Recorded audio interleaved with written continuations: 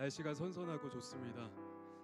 오늘 수요일 예배에 나오신 여러분들을 환영하고 축복합니다. 먼저 제가 기도로 나아가도록 하겠습니다. 존귀하신 아버지 하나님 감사합니다. 오늘 불러주시고 또 살아계신 하나님, 그 존귀하신 하나님께 예배로 나아가게 하시니 감사합니다. 그 주님의 하나님 되심과 또 하나님의 창조와 또 섭리하심, 그리고 그리스도를 통해서 우리를 구속하신 그 은혜에 감사드리며 오늘 우리의 마음과 뜻과 정성을 다해 예배로, 찬양으로, 기도로 나아갑니다. 하나님, 우리의 예배를 받아주시고 주님의 얼굴을 구하며 나아가는 우리 성도님들의 기도에 응답하여 주시옵소서. 우리 전심을 다한 예배로 주님께 나아가오니 주님 붙들어 주시고 우리 가운데 충만한 그리스도의 은혜로 우리 가득히 우리의 마음을, 심령을 채워주시기를 원합니다. 감사드리며 거룩하신 예수님의 이름으로 기도드렸사옵나이다. 아멘. 우리 시간 힘차게 박수하시면서 우리의 죄를 씻으시고 또 우리를 정결케 하시는 주님께 찬양으로 나아가겠습니다. 구주의 십자가 보혈로 죄 씻음 받기를 원하네. 내 죄를 씻으신 주 이름 찬송합시. 죄악을 속하여 주신 주, 죄악을 속하여 주신 주, 내 속에 들어와 계시네. 십자가 앞에서 주 이름 찬송합시다. 찬송합시다. 찬송합시다. 내 죄를 씻으신 주 이름 찬송. 주 앞에 흐르는 생명수, 주 앞에 흐르는 생명수, 날 씻어 정하게 하시네. 내 깊은 정성을 다하여 찬송합시. 4절로 고백합니다. 내 주께 회개한 영혼은 생명수 가운데 젖었네. 흠없고 순전한 주 이름 찬송합시다. 할렐루야. 찬송합시다. 찬송합시다. 내 죄를 씻으신 주 이름 찬송하. 우리 한 번 더 고백합니다. 찬송합시다.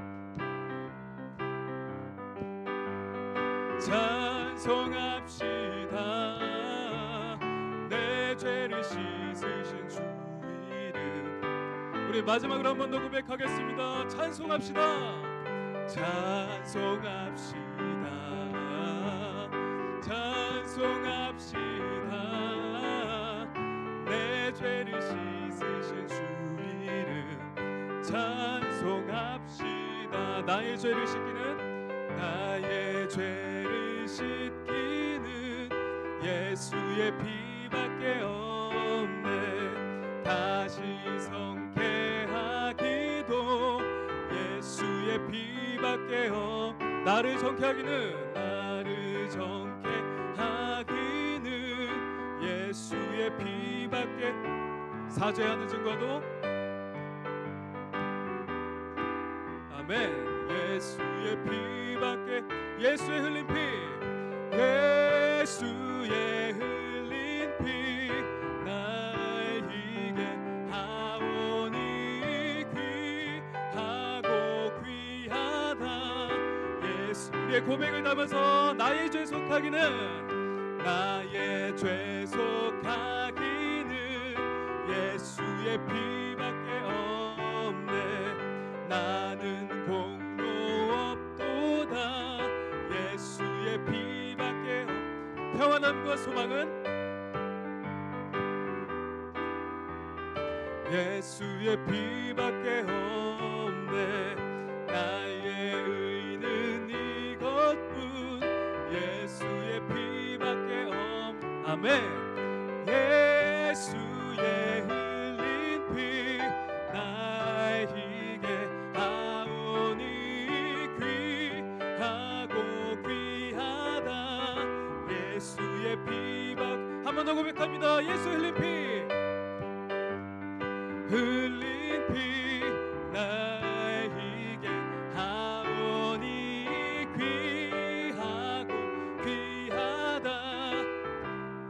5절로 고백합니다. 영원토록 내 할 말, 영원토록 내 할 말, 예수의 피밖에 없네. 나의 찬미 제목은 예수의 피밖에 아멘. 예수의 흘린 피 나의 희게 하오니 귀하고 귀하다. 예수의 피밖 한 번 더 예수의 흘린 피 아멘. 예수의 흘린 피 나의 희게 하오니 귀하고 귀하다. 예수의 피 이번에 박수만 하시면서 예수의 흘린 피, 예수의 흘린 피 나의 희게 하오니 귀하고 귀하다. 예수의 피 마지막으로 예수의 흘린 피, 예수의 흘린 피 나의 희게 하오니 귀하고 귀하다. 예수의 피밖에 예수의 피밖에 예수의 피밖에 없네. 우리의 죄를 씻으신 주님께 박수로 영광 돌리시겠습니다. 아멘. 할렐루야.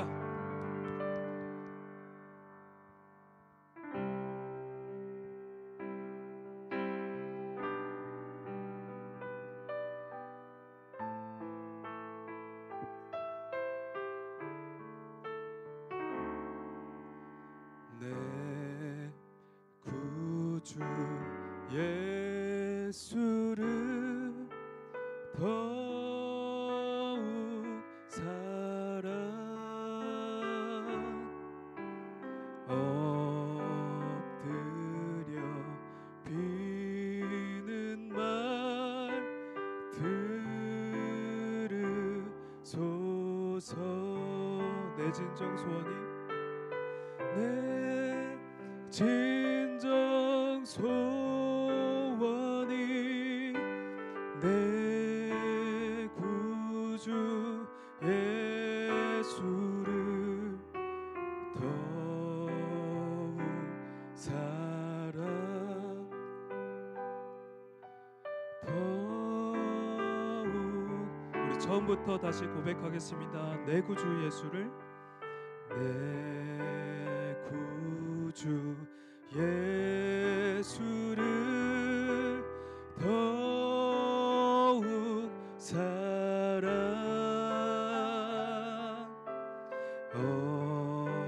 엎드려 비는 말 들으소서. 내 진정 소원이 내 진정 소원이 내 구주 예수를 더욱 사랑 더욱. 우리 2절로 고백하겠습니다. 이전엔 세상 나 기뻤어도 이전엔 세상 나 기뻤어도 지금 내 기쁨은 오직 예수뿐입니다. 기쁨은 오직 예수.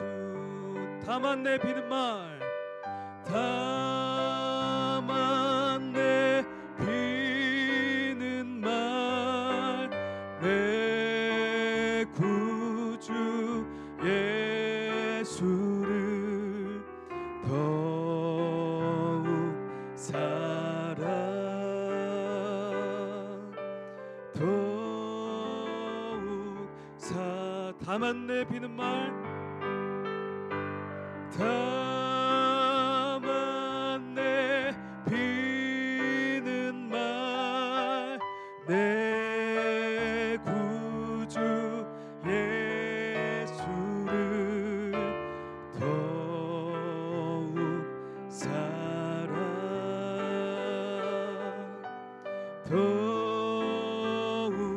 사랑 더욱 사랑 더욱 사랑 더욱 사랑 더욱 더욱 사랑 더욱 사랑 더욱 사랑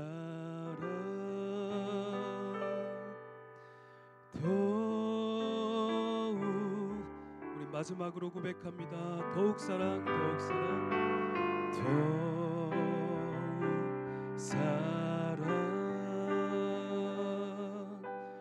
더욱 사랑.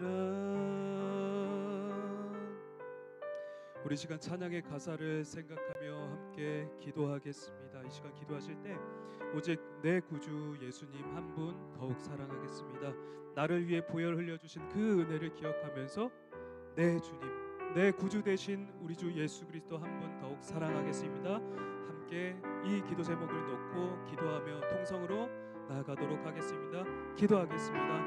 하나님 아버지 감사합니다. 우리를 불러주신 은혜에 감사드리며 우리를 위해 찢기시고 십자가를 지시고 형벌 대속적 죽음을 죽으셔서 우리의 죄를 사하시고 우리에게 의를 주시고 우리가 하나님의 자녀가 되게 하신 그 하나님의 크신 은혜에 감사합니다.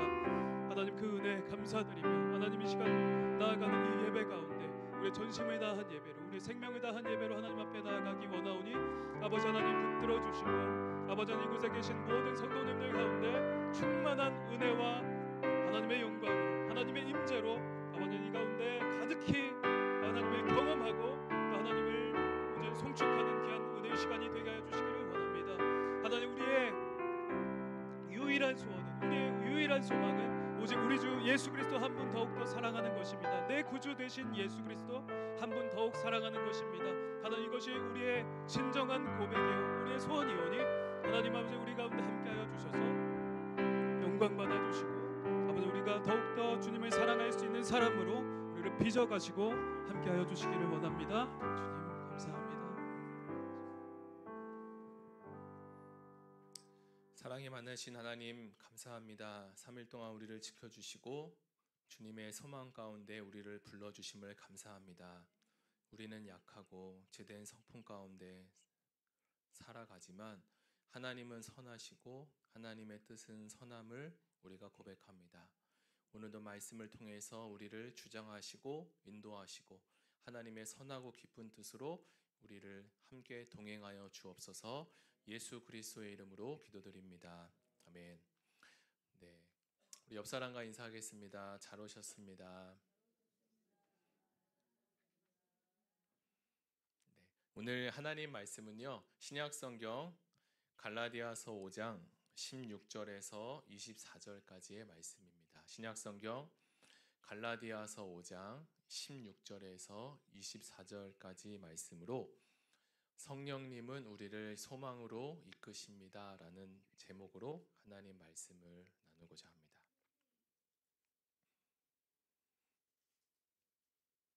네, 다 찾으셨으면 우리 돌아가시면서 교독하면서 읽겠습니다. 내가 이르노니 너희는 성령을 따라 행하라. 그리하면 육체의 욕심을 이루지 아니하리라.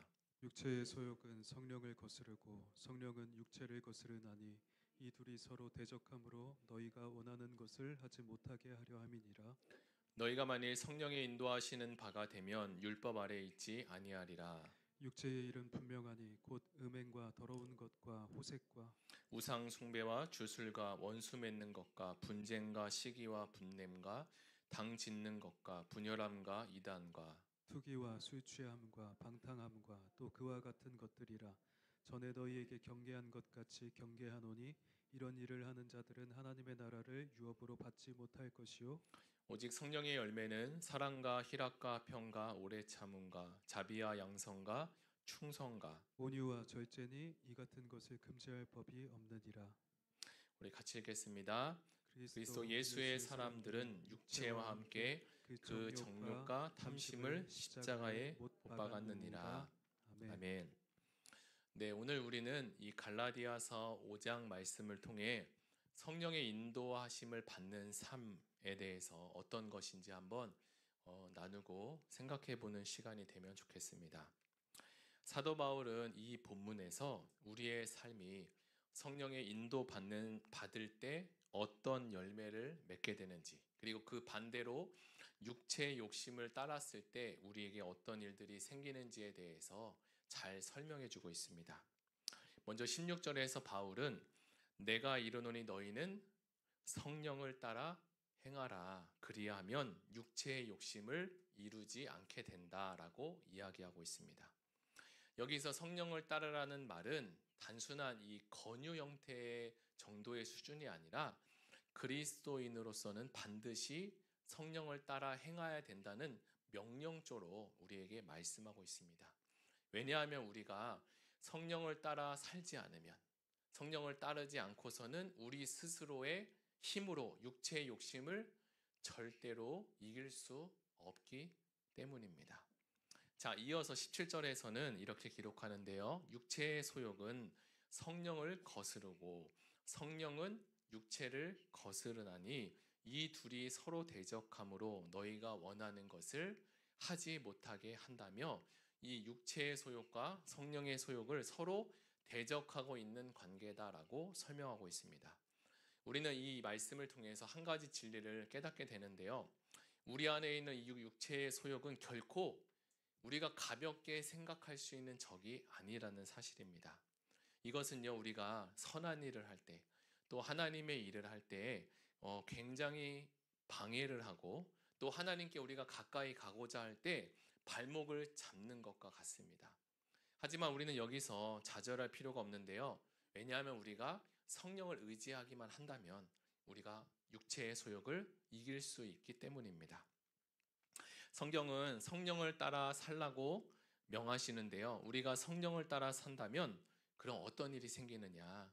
자, 우리가 잘 알고 있는 말씀이죠. 22절에서 23절, 너희가 성령을 따라 살면 사랑과 희락과 화평과 오래 참음과 자비와 양선과 충성과 온유와 절제의 열매들이 너희 삶 가운데 일어날 것이다. 이처럼 성령께서 역사하시면 우리의 삶은 점점 더 예수 그리스도로, 그러한 모습으로 닮아가게 될 것입니다. 성령을 따라 살지 않고 육신을 따라 사는 것은 어떤 것이라고 말씀하는지 우리가 구약의 말씀을 가지고 한번 나눠보기를 원하는데요. 제가 창세기 6장 3절의 말씀을 가져왔습니다. 같이 읽겠습니다. 여호와께서 이르시되 나의 영이 영원히 사람과 함께하지 아니하리니 이는 그들이 육신이 됨이라. 육신은 뭐라고 해요? 하나님과 함께하지 않는 것이 육신이 됐다. 이처럼 인간이 하나님을 떠나 있는 상태가 육신이라고 설명합니다. 우리가 하나님을 믿고 있지만 우리는 순간순간 하나님을 떠나기도 합니다. 그리고 하나님을 떠나고 있는 이 상태를 우리가 생각했을 때 과연 신앙생활하기 좋을까요? 그렇지 않을까요? 네, 당연히 좋지 않을 것입니다. 신앙생활함에 있어서 최적화 상태는 어떤 거예요? 하나님과 함께하는 것, 그리고 성령이 충만한 상태일 것입니다. 그래서 하나님은 우리에게 뭐라고 하셔요? 너희가 성령의 충만함을 받아야 된다라고 명령을 하고 있습니다. 성령을 받았는데 뭘 또 받아라고 말할 수 있지만 이 말씀은 현재형으로 기록하고 있어서 이 현재형, 헬라어의 현재형 시제는 지속적이고 그리고 반복적인 의미를 가지고 있습니다. 그러니까 우리가 처음 예수를 구주로 모실 때는 이례적으로 성령을 우리가 받지만 그 이후에 우리가 늘 성령 충만하도록 힘써야 된다는 그런 의미에서 이야기한 것이고요. 그렇게 할 때 육체의 일이 우리 속에서 일어나지 않게 된다라는 거예요. 당시에 갈라디아 교인들은 아마도 이 성령의 일과 그리고 육신의 소욕의 이 일들이 잘 구별이 되지 않았던 것 같습니다. 그래서 바울이 이 두 가지 일을 아주 구체적으로, 예전의 성경에는 육체의 일은 현저하다라고 되어 있는데 지금 우리가 보고 있는 개역개정에는 육체의 일은 분명하다라고 되어 있습니다. 그러니까 성령의 일을 따를 때, 성령을 따를 때, 육체를 따를 때 어떤 일이 생기는지 너희가 이것을 잘 듣고 구별하는 갈라디아 교인이 되라라고 말씀하고 있어요. 자, 그러면 우리가 성경이 말하는 대로 항상 성령 충만하면 좋겠는데 우리가 성령 충만이 매번 항상 그럴 수 있을까요? 네, 그렇지 못합니다. 어느 날 예배를 드리고 은혜를 받으면 충만했다가 어느 순간 어떤 일이 생기거나 어떤 마음이 들면 육신의 소욕이 올라와서 그렇고 그런 상태가 되지 않습니까? 다 그 경험해 보셨죠? 네. 자, 그렇다면 우리가 어떻게 하면 이 성령 충만함으로 이런 하나님께서 기뻐하시는 열매들을 잘 맺을 수 있을까? 말씀을 가지고 한번 나눠보면 좋겠습니다. 먼저 본문을 살펴보니까 육체의 소욕과 그리고 성령의 소욕에 대해서 이야기하고 있는데요. 이것을 우리가 조금 알면 좋을 것 같습니다. 우리는 당연히 성령을 받기 전에 육신의 사람이었어요. 그러니까 우리가 하나님의 말씀대로 살지 않아도 그런 것들이 전혀 꺼름칙하거나 죄책감이 들지 않습니다. 왜냐하면 우리 육신의 사람이었으니까. 그런데 이제 육신의 사람일지라도 도덕적인 죄를 범하게 되면 마음의 양심의 가책을 느끼게 되는 거예요. 그러나 우리가 예수님을 믿고 난 이후에 내 안에 성령께서 오시면 이 도덕적인 양심 플러스 신앙적인 양심이 이제 생기게 됩니다. 그러니까 하나의 기준이 더 생기는 거예요. 그것은 바로 성령의 감동으로 기록된 하나님의 말씀의 기준이 우리에게 들어오게 됩니다. 자, 믿지 않는 사람이 주일날 예배를 빠진다고 했을 때 양심의 가책이나 부끄러움이 있을까요? 전혀 없습니다. 자, 그런데 우리가 예배를 소홀히 하거나 막 이제 1월 달이 돼서 성경을 읽어야 되겠다 하다가 창세기 부분만 까맣게 지내다가 이제 출애굽기 레위기 지나가면서 이제 여기가 안 만져가지고 하얗게 되고 막 이러면은 또 마음에 자책감이 들고 막 이런 일들이 생기지 않습니까? 자, 우리가 예수 믿자마자 우리 안에 있는 육신의 소욕이 이처럼 다 없어지면 좋겠는데 천국 갈 때까지 우리 육체가 존재하는 데까지는 육신의 소욕이 절대 없어지지 않는다는 사실이에요. 이 땅에 살아가는 동안 끊임없이 우리는 이 죄의 소용돌이와 유혹과 피 흘리기까지 싸워야 합니다. 자, 그런데 이제 18절을 보겠습니다. 18절에 보니까 너희가 만일 성령의 인도하시는 바가 되면 율법 아래 있지 않게 된다라고 합니다. 자, 여기서 율법 아래 있다라는 것은 어떤 뜻이에요? 이것은 우리가 영적 생활이 아니라 종교 생활을 하고 있다는 거예요. 자, 그래서 이어서 이제 19절부터는 이 성령의 일 반대되는 육체의 일이 어떤 것인지를 자세히 설명하고 있습니다. 보니까 우상 숭배, 술수, 원수 맺는 것, 분쟁, 시기, 분냄, 당짓는 것, 분열함, 이단, 투기, 술 취함 이런 것들이 다 육체의 일이라고 얘기해요. 자, 이걸 하나하나 제가 세보니까 무려 15개 정도가 됩니다. 그래서 이 내용들을 좀 이제 종류별로 한번 묶어보니까 크게 한 3-4가지 정도로 묶일 수가 있어요. 먼저 이제 음행과 더러운 것과 호색이 나오잖아요. 이것들은 이제 성적인 죄로 묶을 수 있습니다. 이 3가지를 조금 더 해석해 보면 혼의 정사, 그 다음에 음란한 것을 즐기는 행위들, 그 다음에 동성애, 그 당시에도 동성애가 있었어요. 이런 것들로 하나님께서 육체일로 지정하고 있어요.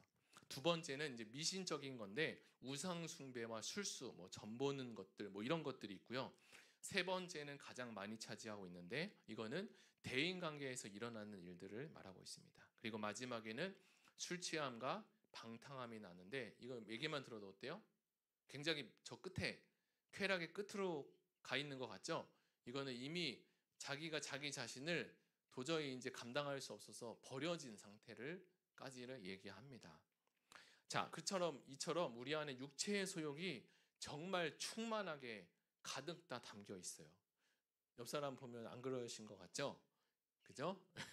그런데 이제 자기는 알고 또 하나님은 아시잖아요. 그죠? 우리 안에 이제 이런 것들이 많이 담겨 있어요. 근데 이제 우리가 크게 여기서 도전해야 될 것이 우리가 막 그 당시에 있었던 우상 숭배를 하거나 점을 보러 다니고 그러진 않으니까 이 성적인 것과 그리고 분노 또는 혈기에 대해서 좀 이야기를 하면 좋을 것 같습니다. 자, 이 2가지가 가장 큰 위험 요소인데요. 이것은 마치 불과 같아서 쉽게 우리 안에서 꺼지거나 사라지지 않는 것입니다. 특별히 남자는 이 성욕을 이길 수 없습니다. 남자가 성욕을 해결할 수 있는 방법은 빨리 결혼하는 것밖에 없습니다. 그죠? 자, 성적인 죄는 이렇게 위험하고 조심해야 된다는 것을 다 알고 계실 것입니다. 너무도 많이 들어봤기 때문에. 그래서 저는 오늘 이 분노와 혈기에 대해서 조금 이야기를 나누면 좋겠다라고 생각이 들었어요. 특별히 한국 사람들은 이 욱하는 것과 그리고 분노와 혈기에 대해서 어떻게 생각하고 있어요? 뭐 어느 정도는 괜찮겠지, 또는 이 정도는 별거 아니야 라고 생각하실 것 같아요. 우리 저기 권사님들은 다 되게 우고 계신데, 그죠? 예. 자, 그런 생각들이 우리 안에 다 있습니다. 한국 정서 안에.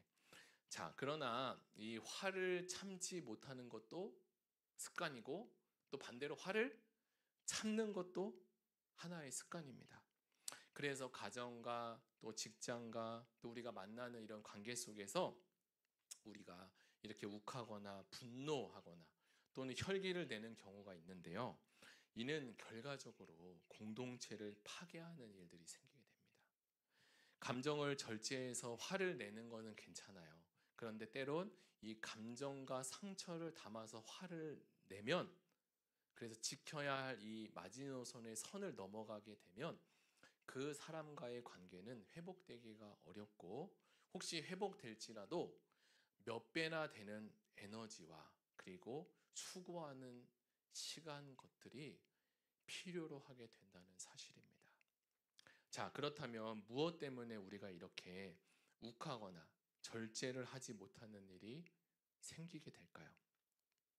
당연히 이것에 있어서는 여러 가지 많은 이유들이 있겠지만 저는 이제 이 말씀을 준비하면서 곰곰이 생각해 봤을 때 자기 자신이 정당하게 인정받지 못하고 있다는 생각이 들면 쉽게 분노하거나 욱하게 되는 것 같습니다.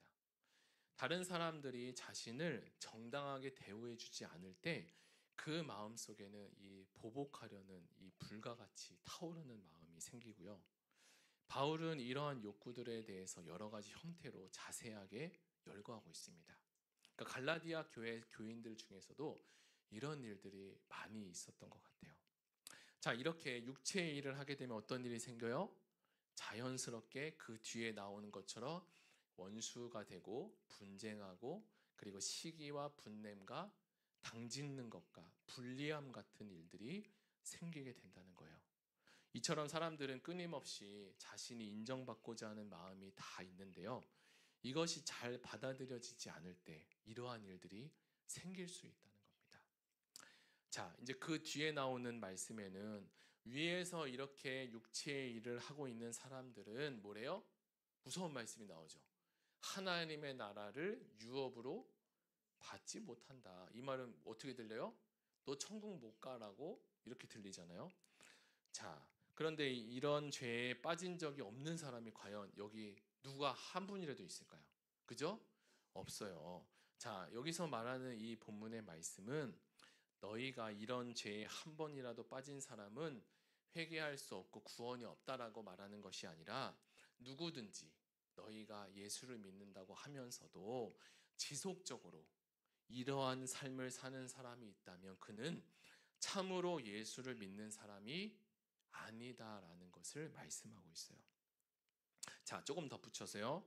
우리가 이러한 죄를 짓는 것도 사실 힘들지만 반대로 성령의 인도함을 받지 않는 것은 오히려 더 힘든 일입니다. 왜냐하면 성령님은 우리가 이러한 삶을 살도록 가만두지 않으시기 때문입니다. 다 경험해 보신 분들이 끄덕끄덕 하시죠? 네, 그죠? 우리가 예수님을 믿는 순간 하루아침에 이런 죄들이 다 청산되고 육체의 소욕이 다 없어지고 이게 다 걷어가셨으면 좋았을 텐데, 그렇진 않아요. 예수를 믿는다고 해도 이런 죄들이 다 육신의 소욕이 남아있는 게 진짜 이게 큰 문제입니다. 그러나 오랜 시간에 걸쳐서 우리로 하여금 성령께서 우리를 인도하시고 결국은 성령의 열매를 맺도록 우리를 이끌어 주신다는 사실을 우리는 부인할 수 없을 것입니다. 특별히 여기 계신 우리 장로님들이나 권사님들은 이제 인생의 시간을 오래 사셨잖아요. 이제 하루아침에 변하지 않은 것 같지만 10년, 20년, 30년 지나서 남편과 아내를 바라보면 우리 남편이 아내가 변하긴 변했구나 라는 생각이 들으시죠? 네. 자, 그러면 이제 우리의 이제 조금 본론으로 들어가서 오늘 갈라디아 교회의 문제의 발단은 뭐냐면요. 갈라디아 교인들이 더 나은 신앙생활을 하기 위해서 오히려 이 하나님께서 주신 복음을 포기하고 다시 어디로 돌아가고 있어요? 율법으로 돌아가고 있다는 사실이에요. 왜냐하면 왜 그랬을까?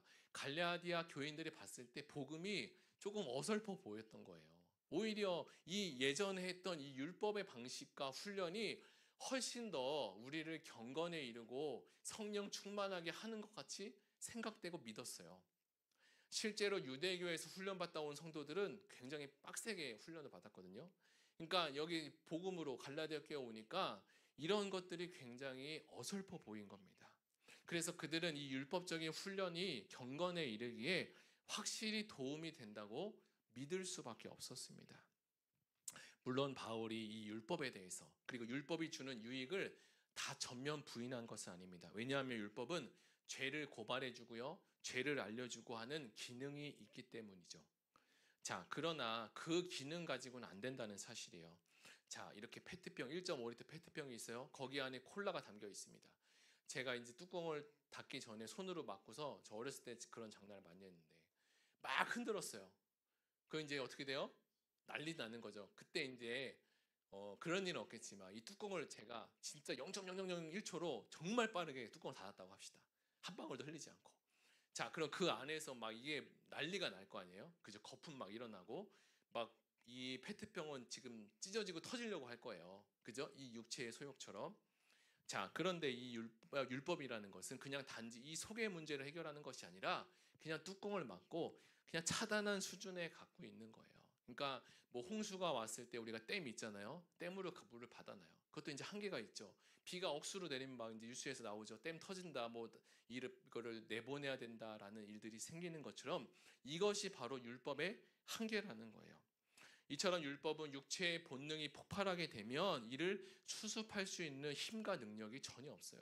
그래서 저와 여러분들이 신앙생활 이제 5년, 10년, 20년 하신 분들이 막 이제 바울처럼 이제 열심을 내 성경도 좀 알고 신앙생활도 좀 알면 막 열심히 해서 내가 뭔가를 해보려고 하는데 어떻게 돼요? 좌절만 돌아옵니다. 이거 안 되는구나 하고 좌절. 오히려 거꾸로 주는 거예요. 초신자보다 더 신앙이 후퇴하게 되는 일들이 막 생기는 것 같이 느껴지는 거예요. 경험해 보셨죠? 그죠? 그런 일들이 생기는 겁니다. 그러니까 이 율법이라는 건 잠깐 우리를 억제할 수 있지만 근본적인 해결은 될 수 없다는 거다. 그러다가 나중에 이제 이거를 해결하지 못하면 그냥 주주물로 앉아서 그냥 앉은뱅이 같은 이제 신앙생활로 이제 가는 겁니다. 그죠? 자, 그런데 하나님은 우리에게 소망을 주셔요. 여기에 방법이 있다고 합니다. 누구에게요? 성령님에게. 우리가 예수를 믿고 성령을 받으면 그때부터는 누구의 인도함을 받아요? 성령의 인도함을 받게 됩니다. 그래서 우리가 여기에 있어서 성령을 무시하거나 소멸하지 않는 이상은 성령은 끊임없이 우리의 신앙 양심에 계속적으로 호소합니다. 이거 싫은데 기도하지 않으면 계속 기도하라는 마음을 주고 불편하게 하고 남을 용서하지 않으면 불편한 마음을 주고 그래서 결국은 어떻게 해요? 우리 육체를 끌고 그 자리로 가게 만드는 겁니다. 여기 그래서 다 나오신 거 아니에요? 그죠? 그런 일들이 생기는 거예요. 우리가 스스로 죄를 이기고 그리고 육체의 소욕을 이기며 하나님의 뜻대로 살 수 있도록 끊임없이 펌프질하고 도우시는 분이 바로 성령님입니다. 그래서 억지로 끌고 가는 것 같지만 결국은 성령에 의해서 이제 그 훈련이 되어지고 성령의 역사하심을 따라 살다 보면 이제 이 길이 자연스럽고 편안한 오히려 죄를 짓는 것이 더 불편한 일들이 생기게 되는 거죠. 성령님은 우리를 로봇으로 창조하지 않아서 억지로 하지 않으시고 그분 자체가 인격적인 분이기 때문에 우리로 하여금 기쁜 마음으로 헌신하고 충성할 수 있도록 배려하시는 분입니다. 자, 여기서 우리에게 있어서 이 지성, 우리가 알고 있는 이 이성, 이것이 굉장히 중요하고 뛰어난 능력인 것 같지만 우리가 이 삶의 변화에 있어서는 결국은 지성만 멈추는 것이 아니라 감성까지 도달해야 결국은 의지로 갈 수 있다는 것을 우리는 알 수 있습니다. 그냥 머리로만 알게 되면 이것을 실천하거나 회복하는데 해결이 안 되는 거예요. 죄를 이길 수 있는 힘이 없습니다. 하나님께서 우리가 예수님을 믿고 난 이후에 우리를 새롭게 창조하시고 새 사람이 되게 하셨잖아요. 그 말은 전인격적인 변화를 얘기합니다. 제가 예수를 믿었다고 해서 제 얼굴이 갑자기 장동건처럼 되는 게 아니라 하나님께서 우리의 지성과 감성과 의지를 새롭게 변화시켜 주는 거예요. 내가 쌍꺼풀이 없다가 예수 믿었다고 쌍꺼풀 생기는 것이 아니라, 내가 곱슬머리였다가 생머리로 바뀌는 것이 아니라 우리의 인격이 예수 그리스도로 변화되는 겁니다.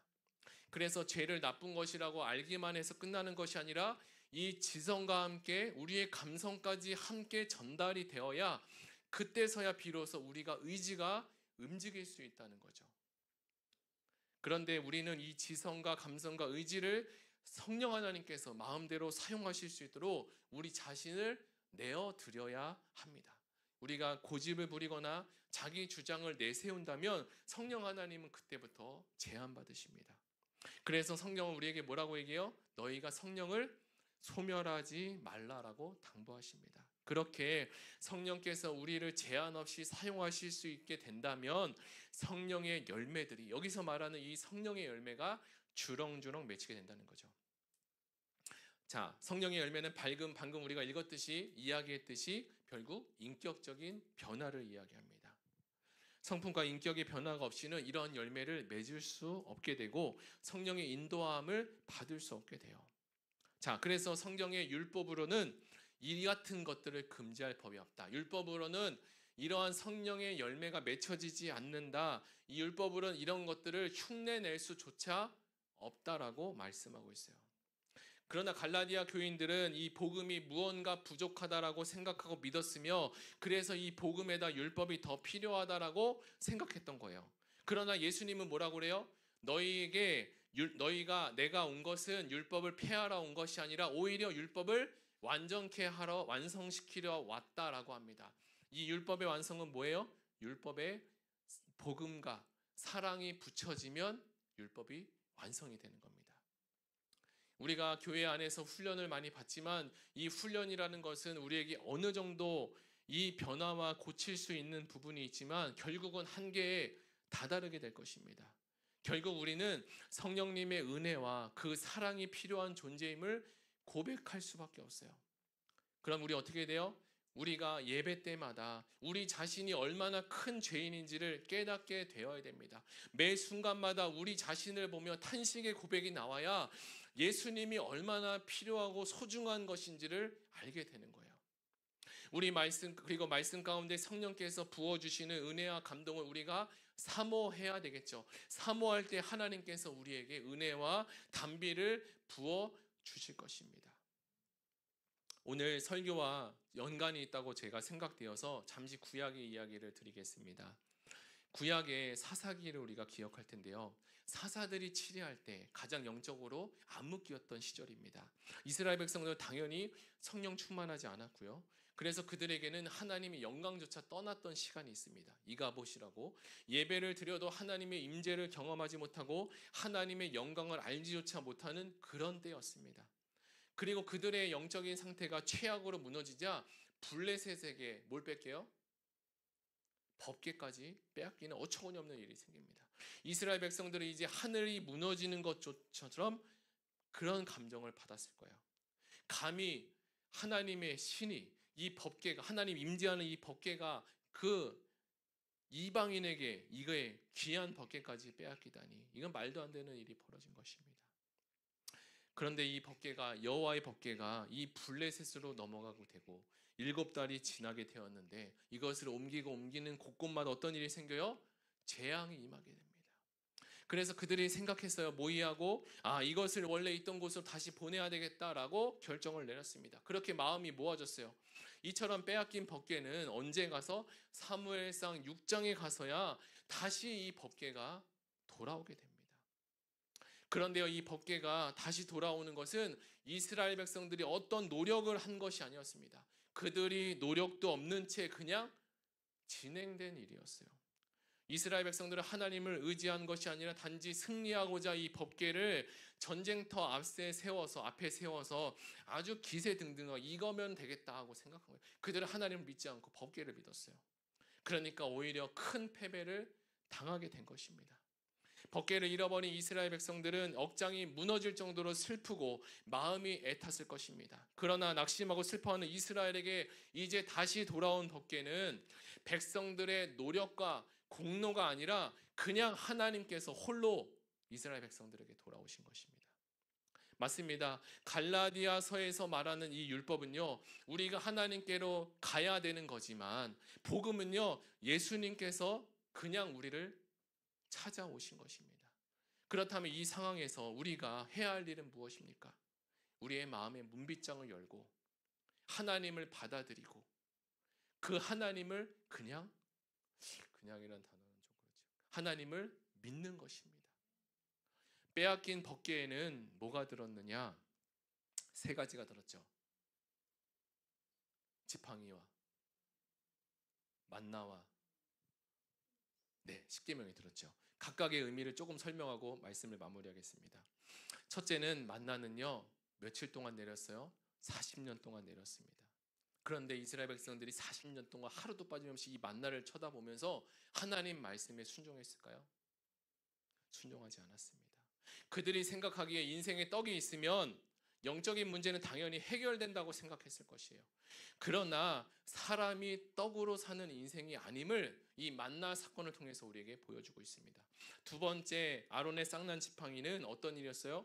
고라 일당이 이렇게 당을 지어서 하나님의 건의에 반역하는 일을 도모하자 하나님께서 그들에게 준엄한 심판을 내리셨습니다. 3번째로 십계명은 첫 번째 돌판에서 실패했죠. 첫 번째 돌판에 여기 위에서 돌판을 받고 있는데, 계명을 받고 있는데 밑에서는 뭐 하고 있어요? 금송아지 만들어 놓고 우상 숭배하고 있었어요. 그리고 그것을 이제 하나님이 내려와서 모세를 내려오게 해서 그것을 갈아서 백성들에게 마시게 했고, 마신 자들 3,000명이 그 자리에서 다 죽게 되었습니다. 이것은 하나님의 말씀인 율법을 줄 때 조상들이 산 아래에서 이스라엘 백성들이 무엇을 했는지를 우리에게 기억하게 하신 사건입니다. 이처럼 이 법궤 안에 들어있는 3가지 일들이 그냥 있는 것이 아니라 뭘 드러내고 있어요? 인간의 연약함과 인간의 죄성을 우리에게 드러내주고 있습니다.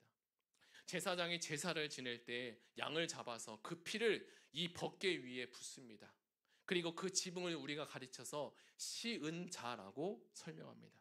시은자라는 뜻은요, 은혜가 베풀어지는 자리라는 뜻을 갖고 있어요. 그러니까 법궤라는 것은 인간의 연약함을 말하는 동시에 그 연약함 동시에 거기에 뭐가 부어져야 된다고요? 하나님의 은혜, 시은자는 하나님의 은혜가 부어져야 되고 예수 믿는 우리는 하나님의 은혜 없이는 살 수 없다는 것을 우리로 하여금 계속 기억나게 하시는 겁니다. 마찬가지로 우리가 예수님에게 오시라고 한 것도 아닌데 예수께서 홀로 우리를 찾아오셨습니다. 법궤를 그냥 나무짝으로 만들어버린 이스라엘 백성들에게 육체의 소욕이 충만한 우리들에게도 이 거룩한 법궤가 다시 우리에게 돌아올 때가 있을 것입니다. 그럴 때 우리는 어떻게 돼요? 이것을 잘 받아들일 수 있는 준비를 해야 합니다. 거룩한 성령이 우리에게 오셨는데 우리 모두가 이제부터는 예수 믿기 전 옛사람으로 육체의 일로 돌아가는 것이 아니라 새롭게 하나님께서 만들어 주셔서 인격적인 지성과 감성과 의지를 새롭게 하셨잖아요. 그래서 그것을 성령이 말씀하시면 그 말씀을 제한 없이 우리가 순종하고 따라갈 때 성령을 쫓아 따라갈 수 있는 일들이 우리 응아오리교회 모든 성도님들에게 있으시기를 예수님의 이름으로 축복합니다. 우리 다 같이 들은 말씀을 생각하며 찬양하고 기도하기로 합니다.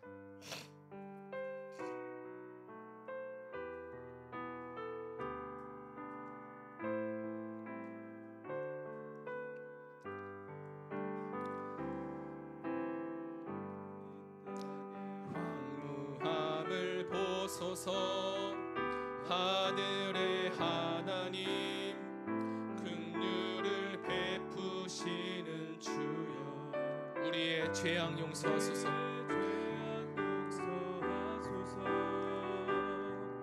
이 땅 고쳐 주소서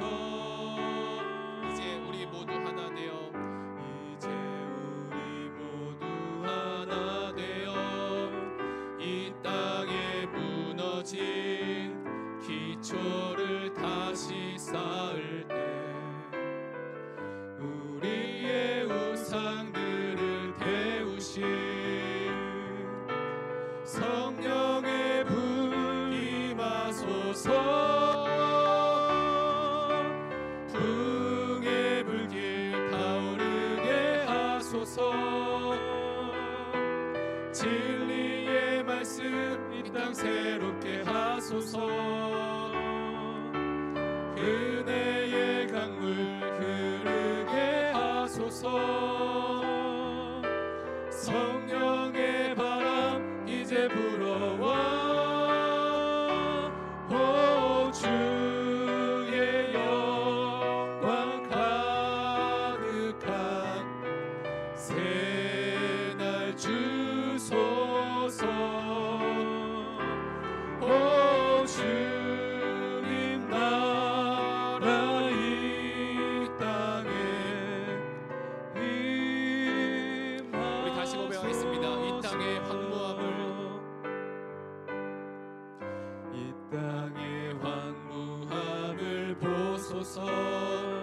하늘의 하나님 긍휼을 베푸시는 주여, 우리의 죄악 용서하소서. 이 땅 고쳐 주소서. 이제 우리 모두 하나 되어 이 땅에 무너진 기초를 다시 쌓을 때 우리의 우상들을 태우신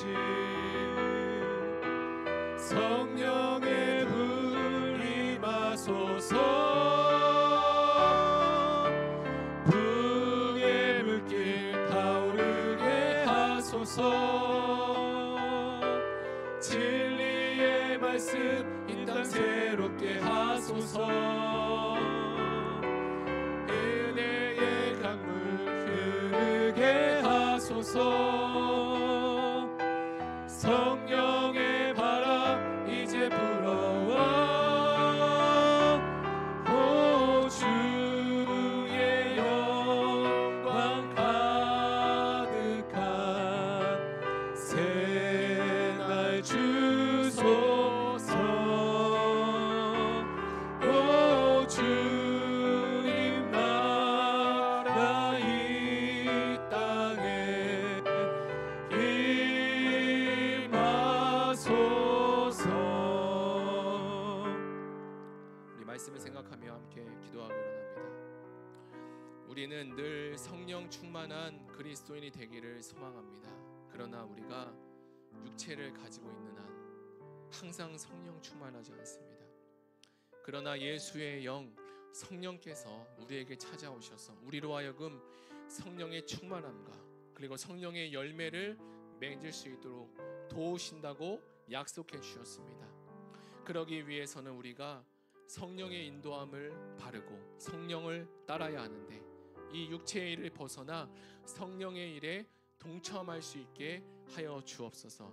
우리에게 필요한 것은 이 약속의 말씀을 받아들이는 마음과 그 말씀을 순종할 믿음이 필요합니다. 이것이 주님 내 믿음이 되게 하시고 내 안에 있는 마음의 문빗장을 활짝 열어서 하나님이 역사하시는 역사의 주인공이 될 수 있도록 주여 우리를 치료하시고 고쳐 주옵소서. 우리 다 같이 들은 말씀을 붙들고 함께 기도하시겠습니다. 하나님 아버지 감사합니다. 주께서 함께 하시고 우리가 늘 성령 충만한 그리스도인이 되고자 애를 쓰지만 늘 성령 충만하지 않을 때가 많이 있습니다. 우리의 힘으로는 우리의 능으로는 할 수 없는 것을 우리가 노력할 때마다 더 좌절하고 무너지게 될 뿐입니다. 그러나 우리가 성령을 의지하고 성령을 따라 살고 성령께 가까이 갈 때 성령님은 우리를 인도하시고 성령의 충만함과 성령의 열매들을 맺게 하여 주십니다. 하나님, 이왕 우리의 모든 성령들 가운데 또 어느 곳에 있든지 무엇을 하든지 하나님께서 함께 하시고 도우시고 인도하셔서 하나님 찾아가 주시고 위로하여 주시고 고쳐 주시옵소서. 하나님께서 함께 하시는 이왕 우리 교회 성도가 되게 하시고 성령 충만한 비밀을, 성령의 열매의 비밀을, 육체의 일에 대해서 우리가 알게 하시고 우리의 지성이, 우리의 감성이, 그리고 우리의 의지가 하나님께서 새 사람 또 새로운 마음을 주시고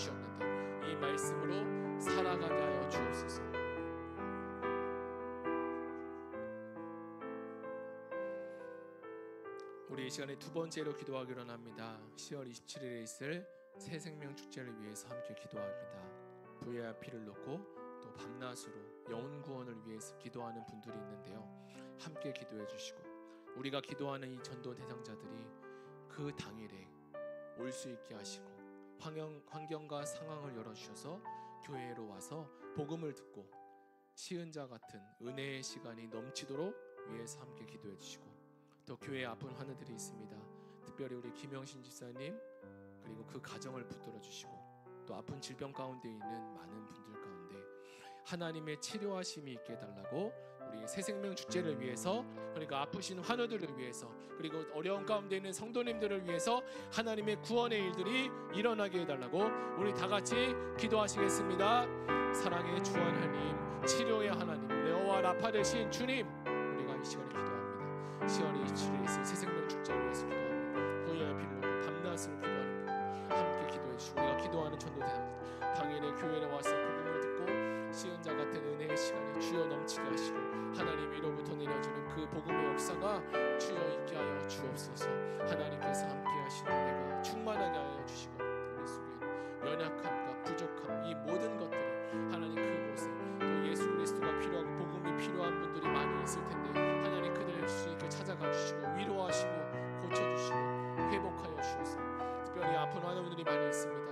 특별히 우리 김영희 집사님 그리고 그 가정을 붙들어 주시고 아픈 질병 가운데 하나님의 치료하심을 있게 하여 주시옵소서. 하나님 붙들어 주시옵소서. 고쳐 주시옵소서. 하나님 회복하여 주시옵소서. 여호와 라파 되신 치료하심의 능력이 있으신 주님 하나님께서 고치시고 주여 회복하여 주옵소서. 우리 마지막으로 기도하겠습니다. 마지막으로 기도할 때 우리 선교사님을 위해서 나라 민족을 위해서 함께 기도할 텐데 구레네 시몬느 선교사님이 있습니다. GBT 성경 번역 사역을 하고 계시는데 그 번역된 사복음서와 사도행전 출판이 잘 이루어지게 하시고 또 미디어를 준비하는 모든 사역 가운데 하나님의 은혜를 부어달라고 그리고 아얄 해안가 소수민족 언어로 번역된 성경이 끝까지 잘 출판이 이루어지게 하시고 그것도 현지인들에게 잘 연결될 수 있도록 위해서 기도하시고 또 앞에 기록된 우리 구레네 시몬느 선교사님들의 기도 제목을 놓고서 함께 기도해 주시고요. 그리고 나라 민족을 위해서 기도하시고 그리고 가지고 오신 기도 제목 가지고 우리 다 같이 함께 우리 주여 한번 부르고 기도하시겠습니다. 주여 사랑의 하나님 감사합니다.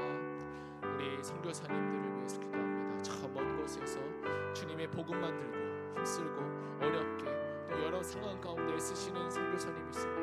하나님 그분들을 찾아가 주시고 위로하시고 회복하여 주시고 아이고 번역된 사복음서와 사도행전 출판이 잘 이루어지게 하시고 이들 통해 준비되는 사역 가운데 하나님 은혜를 달라고 아얄란 해안가 소수민족 언어로 번역된 성경의 출판이 잘 이루어지게 하여 주시옵소서. 하나님께서 함께하여 주시고 구레네 시몬느 선교사님에게 하나님 하늘의 은혜와 능력을 더하여 주시고 주님께서 기뻐하시는 은혜가 충만할 수 있도록 아버지 하나님 함께하여 주시옵소서. 주님 감사합니다. 특별히 우리 아프신 어머니 주님 기억하여 주시고 알렌 현재 번역자 엘리야가 목관절에 이상이 있어 큰 수술 일정 가운데 하나님의 선하심이 있게 하여 주옵소서.